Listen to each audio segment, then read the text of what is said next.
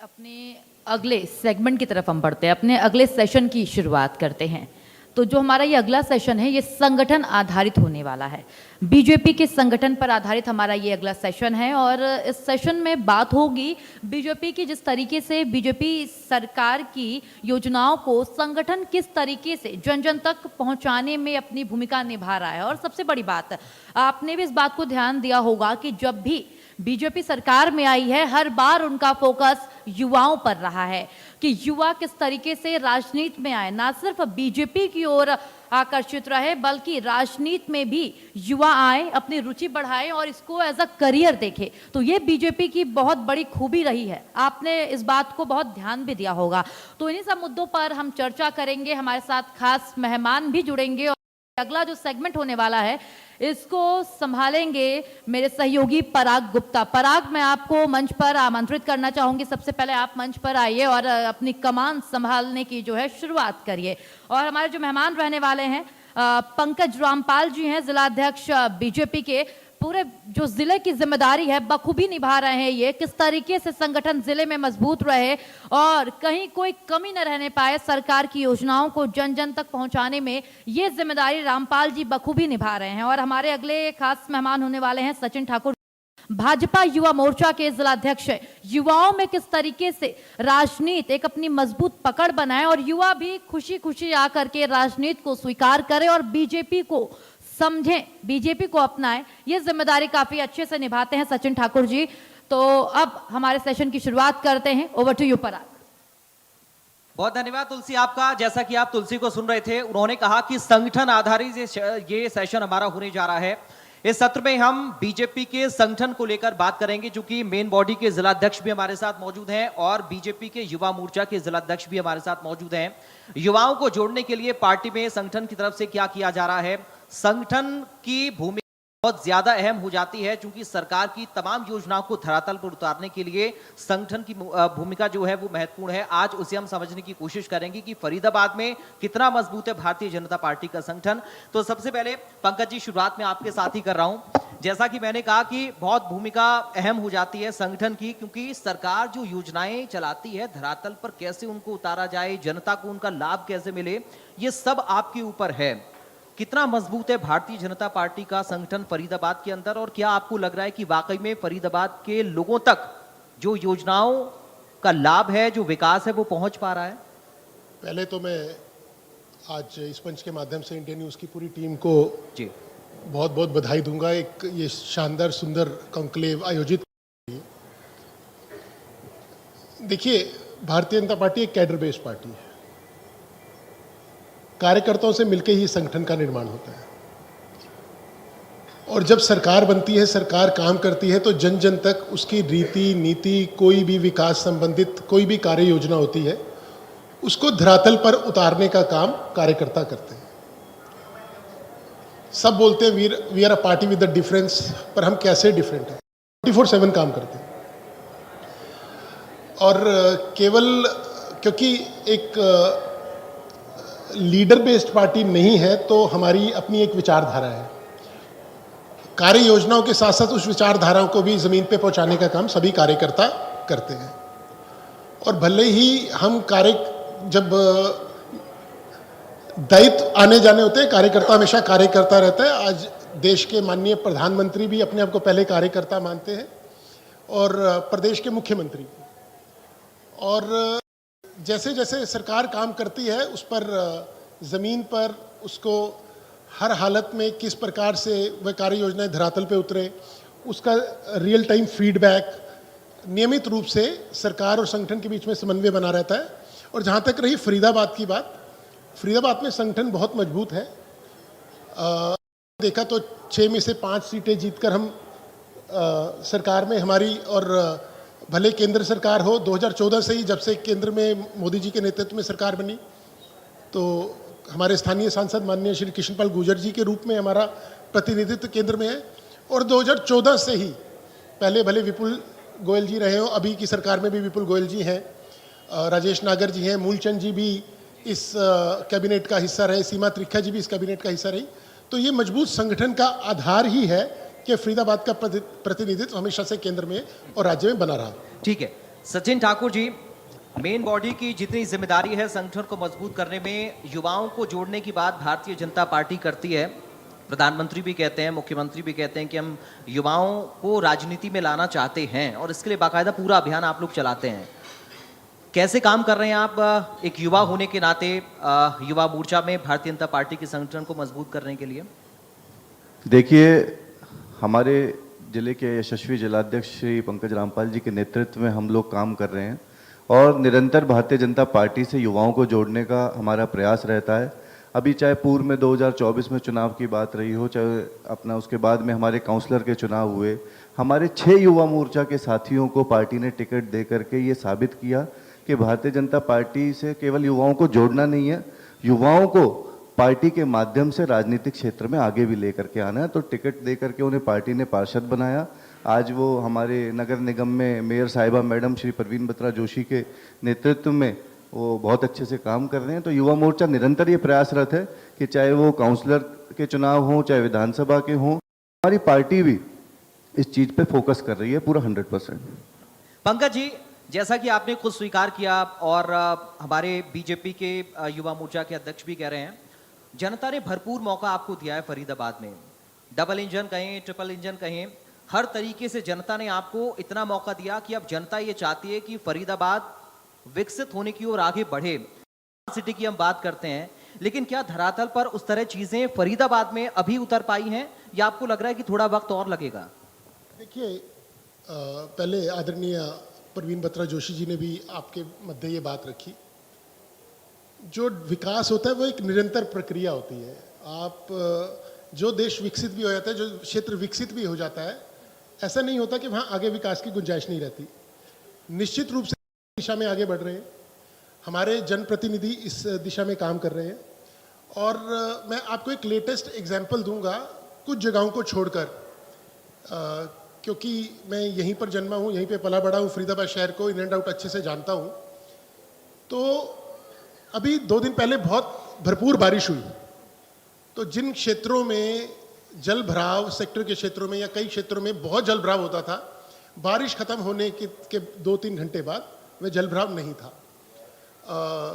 बाकी जो सीवर की समस्याएं थी उनके लिए भी निरंतर, हालांकि ये मेरा क्षेत्र नहीं है, मैं संगठनात्मक व्यक्ति हूँ, मगर फिर भी पार्टी का कार्यकर्ता होने के लिए, पार्टी का जिला अध्यक्ष होने के नाते इन सब चीज़ों पर ध्यान रहता है। और निश्चित रूप से कुछ लोग जो आंखें बंद करके बैठे हैं उनको भले ही विकास ना दिखता हो, निश्चित रूप से विकास है, निरंतर होता रहेगा। और अगर आज हम पूर्ण रूप से विकसित नहीं भी हुए तो बहुत जल्दी आपको शहर पूर्ण रूप से विकसित भी दिखेगा। लेकिन विपक्ष तो ये कहता है कि सरकार पूरी तरह से फेल हो गई है, कुछ नहीं कर पाए आप लोग अभी तक। जी, पिछले 11 साल से विपक्ष यही कह रहा है और अगले आने वाले 35 सालों तक, 50 सालों तक, 100 सालों तक विपक्ष यही कहता रहेगा कि सरकार विफल रही है, क्योंकि वो सरकार बनाने में विफल रहेगा। हाँ, चलिए सचिन जी, किसी भी क्षेत्र में हम बात करें या प्रदेश में बात करें, देश में बात करें, युवाओं का बड़ा योगदान है। तो फिर युवाओं की तरक्की के लिए भी सरकारों को उतनी ही शिद्दत के साथ काम करने की जरूरत होती है। हम अगर रोजगार से पहले युवाओं की शिक्षा की बात करें तो उनके स्किल डेवलपमेंट को लेकर आप लोग क्या कर रहे हैं, क्योंकि उस पर प्रधानमंत्री का भी फोकस रहता है। अगर हमें विकसित भारत की ओर बढ़ना, विकसित प्रदेश बनाने पड़ेंगे, विकसित प्रदेश के लिए विकसित जिले और फिर अलग अलग क्षेत्रों में हमें काम करना पड़ेगा। तो स्किल डेवलपमेंट को लेकर आपको लग रहा है कि फरीदाबाद के अंदर कम से कम काम हो रहा है और आप उसमें बेहतर योगदान देकर उस विकास को आगे बढ़ा रहे हैं, उनके स्किल डेवलपमेंट की दिशा में आप लोग काम कर रहे हैं? देखिए, हमारा निरंतर प्रयास रहता है कि युवाओं तक इस बात को पहुंचाना कि आप किस प्रकार स्किल के माध्यम से अपने आप को और अट्रैक्टिव और आकर्षित करते हैं और अपने क्षेत्र में, किसी भी क्षेत्र में हो। और हम तो सौभाग्यशाली हैं, फरीदाबाद इसके लिए सौभाग्यशाली है कि दूधौला में हमें स्किल डेवलपमेंट यूनिवर्सिटी हमारी सरकार ने दी, जो कि फरीदाबाद, पलवल, गुड़गांव, मेवात तक के हमारे बच्चों को स्किल डेवलप करने के लिए सरकार ने एक बहुत अच्छी यूनिवर्सिटी का यहाँ पे हमारे लिए वो रखा। तो इसलिए मैं तो हमेशा इसका प्रयास करता हूँ कि युवाओं तक किस प्रकार, और मैं कहता भी हूँ कि आज शिक्षा की कमी नहीं है, आज कमी है तो स्किल की है। और स्किल को युवाओं को मोटिवेट करना, चाहे आज आर्टिफिशियल इंटेलिजेंस का ज़माना है, एआई का, आज एआई का भी कोर्स, मैं तो हर युवाओं को ये बोलता हूँ कि आपको ये कोर्स करना चाहिए, इसके बहुत फ़ायदे हैं। आने वाला समय एआई युग है। इसी प्रकार स्किल के अन्य क्षेत्रों में भी हम युवाओं को डायरेक्टली अप्रोच करके और करते हैं। उद्योगों की बात शुरुआत में हमारे सेशंस में हुई है। फरीदाबाद में उद्योगों को और कैसे बढ़ाया जाए, इसको लेकर आप लोग क्या कर रहे हैं यहाँ पर? क्योंकि बड़ी संभावनाएं हैं, अगर निवेश आएगा, उद्योग लगेंगे तो युवाओं को भी मौके मिलेंगे। देखिए, शुरू से ही फरीदाबाद एक औद्योगिक शहर रहा है जी। गुरुग्राम से पहले फरीदाबाद एक विकसित रूप से औद्योगिक क्षेत्र था बिल्कुल। और ये कई बारी मदर यूनिट लाने की कोई बात होती रही है, मगर फरीदाबाद में वो संभावनाएं कम थी। मगर लघु उद्योग के लिए और जो अपना एसएमईज होते हैं उनके लिए फरीदाबाद में प्रबल संभावनाएं हैं। और सरकार निश्चित रूप से अभी पीछे मुख्यमंत्री जी ने प्री बजट सेशन राजहंस में किया था, उसमें उद्योगपतियों के साथ सेशन में ये बात उठ के आई जिसमें आईएमटी को आगे बढ़ाने का और लैंड लेके आईएमटी को आगे बढ़ाने का काम था। और कई योजनाएं जो उद्योगपतियों के साथ संवाद करके, डायरेक्ट संवाद करके, क्योंकि पिछले कुछ सालों में केंद्र की तरफ से और प्रदेश की तरफ से कई ऐसी योजनाएं आई जिससे के माध्यम से भले वो जीएसटी रिफॉर्म्स की बात हुई हो, नई इंडस्ट्रियल पॉलिसी की बात रही हो, तो खूब हमारे को उद्योगपतियों से संवाद करने का मौका मिला। और निश्चित रूप से उसका संज्ञान लेते हुए उसकी फिजिबिलिटी देखते हुए निश्चित रूप से सरकार अनेकों योजनाएं बना रही है आईएमटी को आगे बढ़ाने का। और जो भी उद्योगपति और खास करके जो स्टार्टअप यूनिट्स हैं उनको जो भी लाभ सरकार दे सकती है, केंद्र सरकार भी और माननीय मुख्यमंत्री जी के नेतृत्व वाली सरकार भी जो लाभ दे सकती है वो देगी।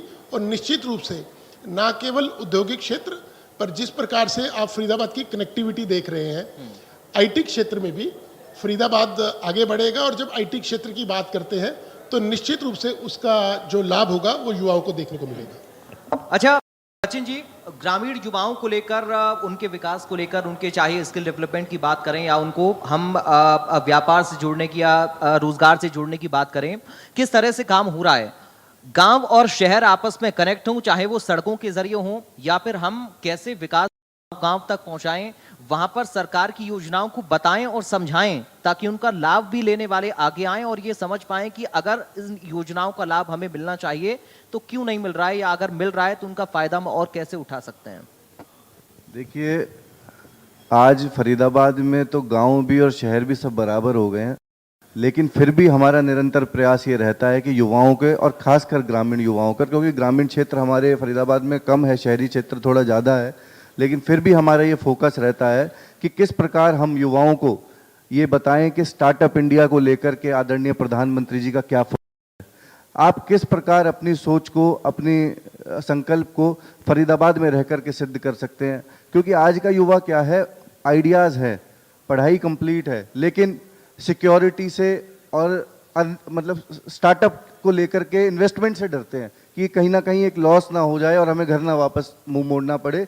तो मैं उन साथियों को हमेशा ये बताता हूं कि आज हमारी सरकार इसको लेकर फोकस्ड है कि आपको बिना कोलेटरल सरकार स्टार्टअप के लिए लोन दे रही है 2 करोड़ रुपए तक का, और छोटी छोटी एमएसई में कंपनीज के लिए भी निरंतर हमारी सरकार प्रयासरत है, चाहे हरियाणा सरकार हो चाहे हमारी केंद्र सरकार हो। तो हमारी हमेशा निरंतर प्रयास रहती है। और मैं तो अपने युवा साथियों को जो मेरे साथ टीम में भी जुड़े हुए हैं, मैं उनको भी ये फोकस रखता हूँ कि आप धंधे से, अपने बिजनेस से जरूर जुड़ें। अगर बिजनेस नहीं भी करते हैं तो फोकस करें कि बिजनेस की ओर आप अग्रसर हो, किसी भी क्षेत्र में हो, किसी भी फील्ड में हो।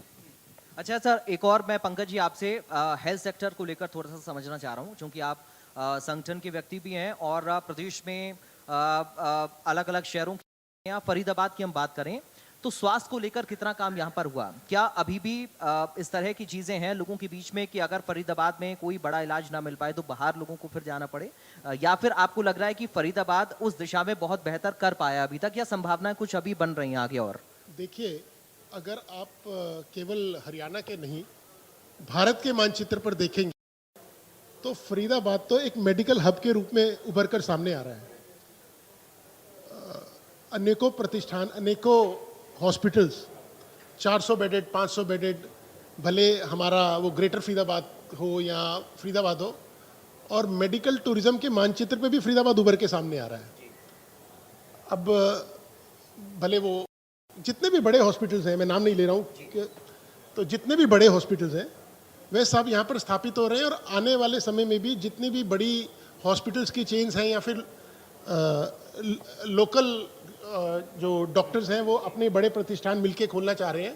फरीदाबाद की बहुत संभावनाएं हैं और जो कि केवल फरीदाबाद तक ही मतलब लिमिट नहीं है उनकी, फरीदाबाद तक ही लिमिटेड नहीं है।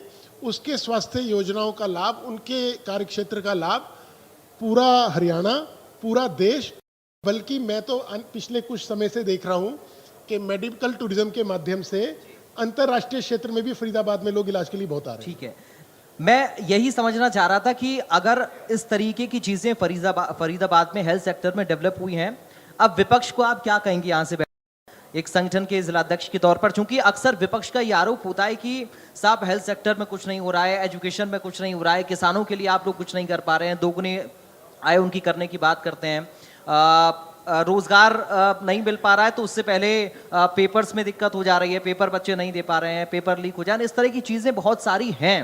तो अब इन सेक्टर्स को जो अलग क्षेत्रों में विपक्ष आपकी नाकामियों को गिना रहा है, तो फिर क्या संदेश आपकी तरफ से होगा?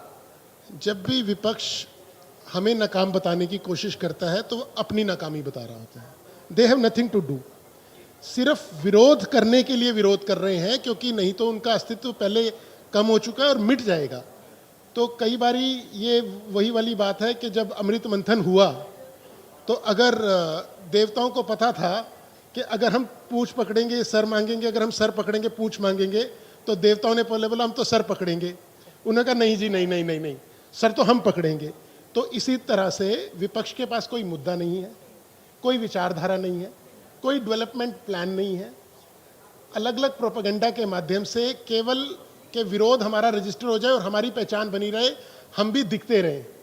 और मैं तो कहता हूँ कि जो पॉजिटिव क्रिटिसिज्म है दैट इज़ वेलकम, आप बात करें, मगर मैं यही कह रहा हूँ कि संगठनात्मक दृष्टि से भी, वैचारिक दृष्टि से भी बहुत पिछड़ गया है और वह ये चीज़ उनको हजम नहीं हो रही है। कैसे देश के कुछ आम लोग, साधारण कार्यकर्ता मिलकर भी देश में सरकार बना सकते हैं और न केवल क्षेत्रीय स्तर पे बल्कि अंतर्राष्ट्रीय स्तर पर अपनी पहचान स्थापित कर रहे हैं।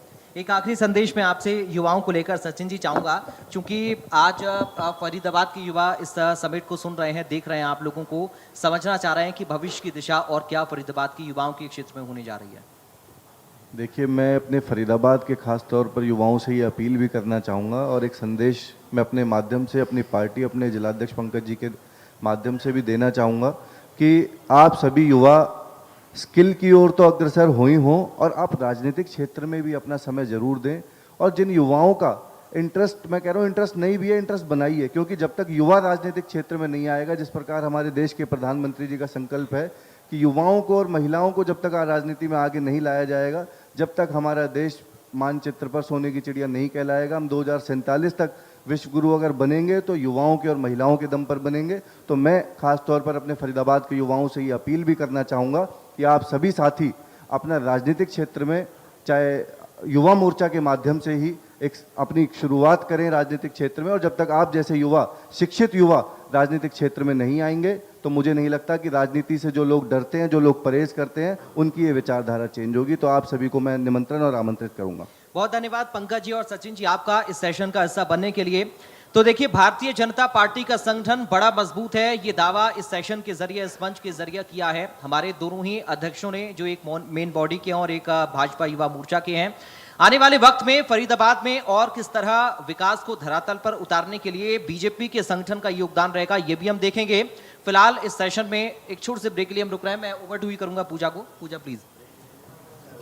बिल्कुल, देखिए, पंकज रामपाल जी भाजपा जिला अध्यक्ष और सचिन ठाकुर जी युवा मोर्चा के जिला अध्यक्ष, और बताया उन्होंने कि भाजपा संगठन का क्या विज़न है, युवाओं की बात करें या कार्यकर्ताओं की बात करें। और भाजपा जो है अनुशासन के लिए जानी जाती है, भाजपा कार्यकर्ताओं को बांधे रखने के लिए जानी जाती है, और वही विज़न जो है पंकज रामपाल जी और सचिन ठाकुर जी ने बताया। तो इस सेगमेंट में और भी आगे हमारे साथ और भी अतिथि जुड़ेंगे। बहुत बहुत धन्यवाद आपका। और मैं दीपक शर्मा जी और एग्जीक्यूटिव एडिटर हमारी ज्योति सांगवान जी से निवेदन करूंगी कि हमारे अतिथियों को एक मोमेंट स्मृति चिन्ह दें। और महावीर गोयल जी कंसल्टिंग एडिटर हैं।